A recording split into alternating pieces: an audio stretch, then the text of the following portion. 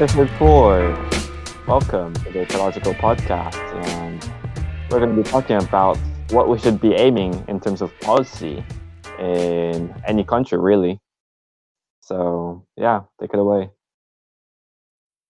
All right. So basically, we are talking about the different policies that have been set by different countries, which have actually been increased drastically in the several 2 centuries, I believe.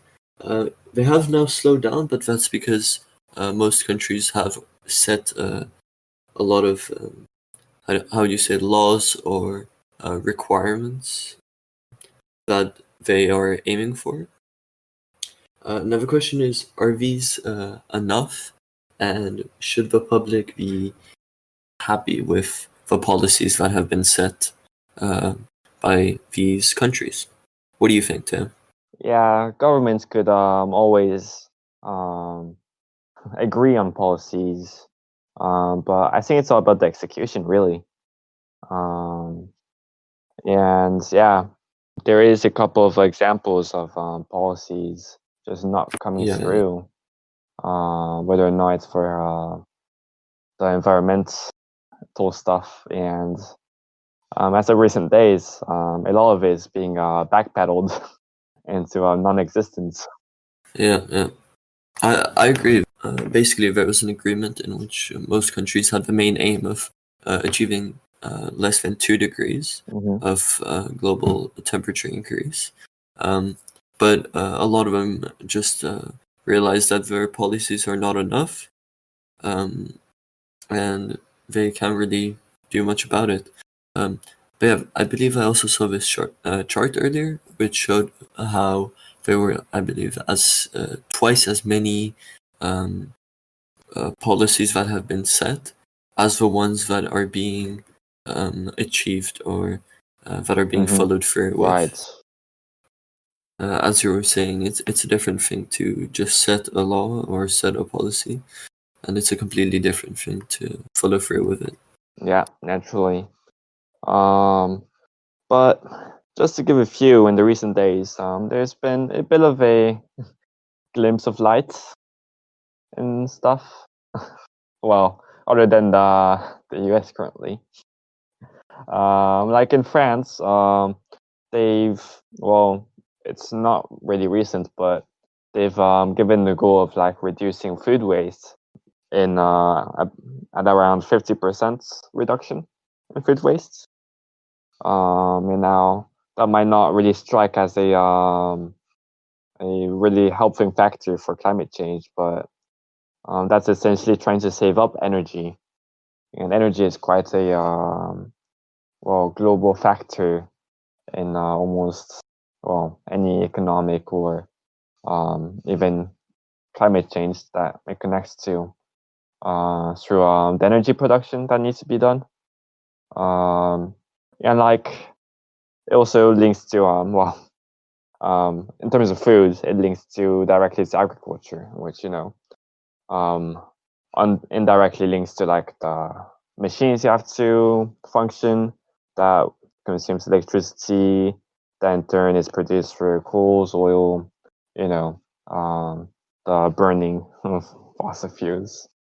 To be very simply putting it in, but yeah, these kind of measures are being taking place little by little, and another one would be like an old plan for France, from France again, on a new reactor. Excitingly, a lot would know about nuclear reactors, but France, being the country who's invested a lot of research in, um, yeah, these reactors, they've come up with a, unlike the fission reactor that we all know, it's going to be using fusion as the source of energy. I don't know if you heard of a fusion reactor before, but it's essentially a big magnet that uses a somewhere material that's like a detergent of like the nuclear elements. But essentially, it's supposed to be much safer than the nuclear reactor at first, and most of all, it's much more efficient. Well, in proportion to oil, at least. Um, from like a mere gram of the divergence of uranium, the uranium element, they're able to produce like a certain several hundred tons worth of oil combustion. So yeah, um, and it does produce waste, but compared to like other energy sources other than like solar and wind, it's really meager. And of course, it's not going to be released out of the blue through the chimney. Of course, it'll be treated as well. So much safer and much more efficient. Still not renewable, right? Not renewable, no. But like unlike oil, it has a real long life expectancy in terms of the reservoirs that's on here Earth.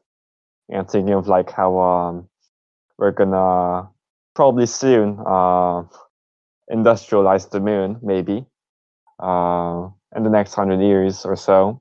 That's still enough for the reservoir for this uranium category of elements to still be in reserve. So, like, it's a great way to Yeah. transition our energy source from combustibles to renewable ones like solar and wind, because we're just not able to produce fast enough these renewable source of energy. Yeah, and earlier you were saying that we are taking measures, which I agree with, and there's been quite a lot of breakthroughs in the past few years that are making it easier to achieve uh, these goals that are have to be Mm-hmm. set. Um, and it obviously comes with technological advancements which allow us to um, make it easier.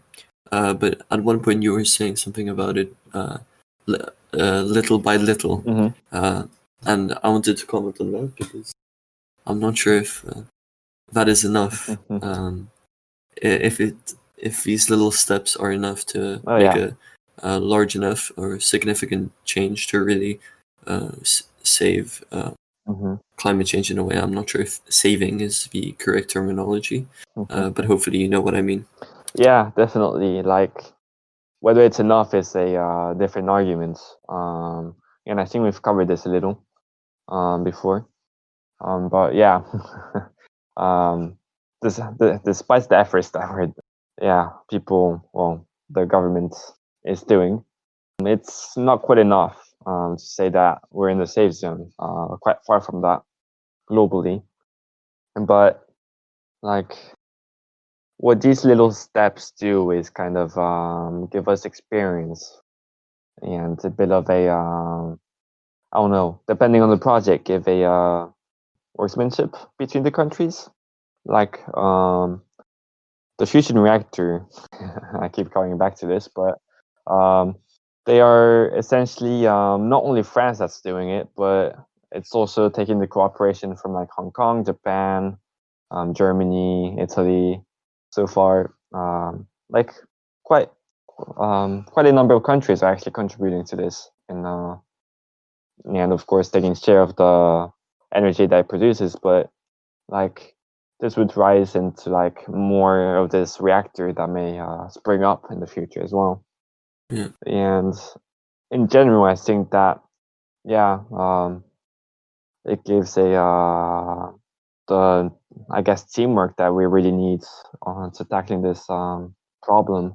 But yeah, not being enough is not so far stretched. yeah. Therefore, well, I could say it's precisely accurate. That's not enough.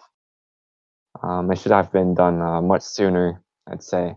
Like the reactor for was actually hypothesized in the mid 20th century, actually. So the series was already there, and like yeah, we finally picked up the blueprints. Well, the series at least, and we've made the blueprint for it, and we're finally making it. Yeah. So yeah, we can definitely criticize that we're being a little bit too slow. But I'd ask, like, how responsible, well, like, how reasonable would it be um, to hold the government accountable for this, though? Like the small or yeah, the slow process of taking these policy stance. And I wanted to say that, as you were saying, it is still important because and it increases the cooperation between different countries, as well as helps bring awareness. And obviously, I'm not saying that it's completely a bad thing because it's still helping. I just think that it's important that you shouldn't blind yourself with a fact, or how do I say this? Basically, uh, these small changes, such as the banning of plastic straws, people see it as these completely revolutionary ideas, and but it's not actually making that much of a difference because we need more of core changes to the system and the way we live, which are slowly Mm-hmm. being made. But I think the point that I'm trying to make is that what some governments have attempted to do is just make these tiny little changes and say that, oh, look, we're doing enough. What more do you want us to do? Um, when, on the other hand, they should be doing even more than they are currently. Mm-hmm. Yeah, we are being a little bit pessimistic on the whole thing. Having said that, like it's also true that there's been ever more activity going on the topic comparing to like 10 years ago or 15, like considerably more organizations and yeah, activism that's going on. And like it's also that we're not doing enough, maybe, or a good incentive to force governments to do so, at least yeah, democratic ones, by showing that like they could get our votes for promising these changes. It's a great incentive for leaders to take action on climate change, really. Um, so like, yeah, vocalizing that, Yeah, I agree with that. even if you're shy and protesting, just walking along the streets might be enough to accumulate the effects and strengthening the um, incentive. Yeah, because yeah, even if you are making small changes, it basically tells uh, the governments in a way that you do care, and if enough people care, then they are forced to make a change. Because at least if you're not living, at least if you're living in a democratic country. Hmm.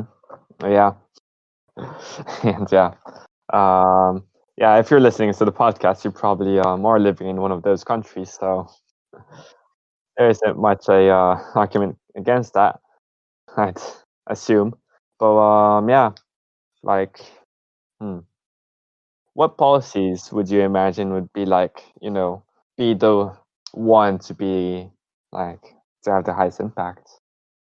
Well, I think that the main policies will be made in the uh, what do you call it? The basically the main agreements between a lot of the countries Mm-hmm. with their aims to cut down certain emissions.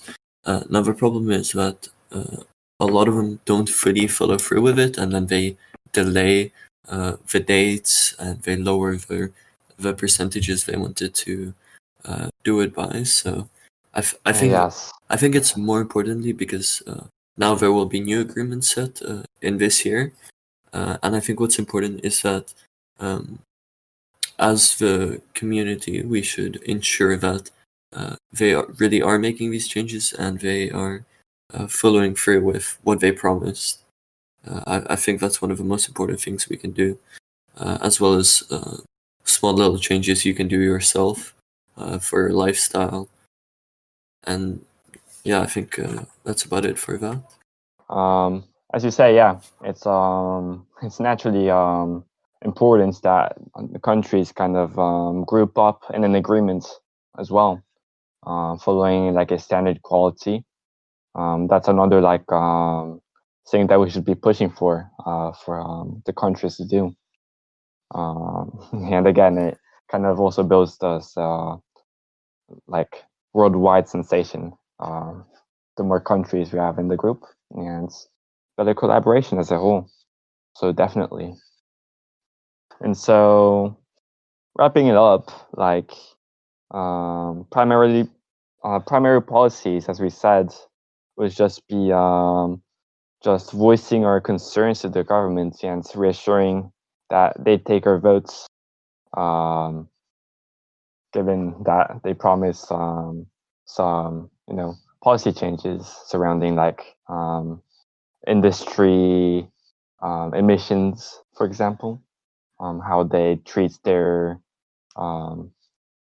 pollutants that they emit, or like investing in some relief or energy, for instance, in like solar or like a natural park, for instance, like anything really.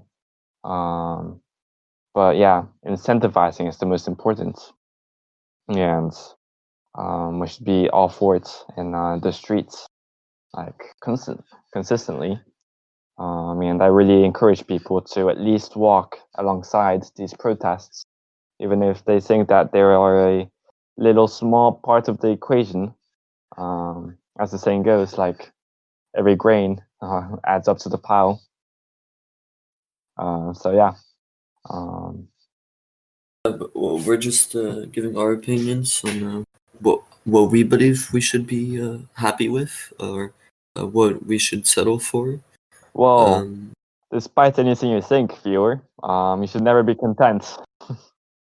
And it's the only way they know is for us to shout at them. So yeah. pretty much. So yeah, hopefully you enjoyed this. And, Yeah. that's all for today, folks. Adios.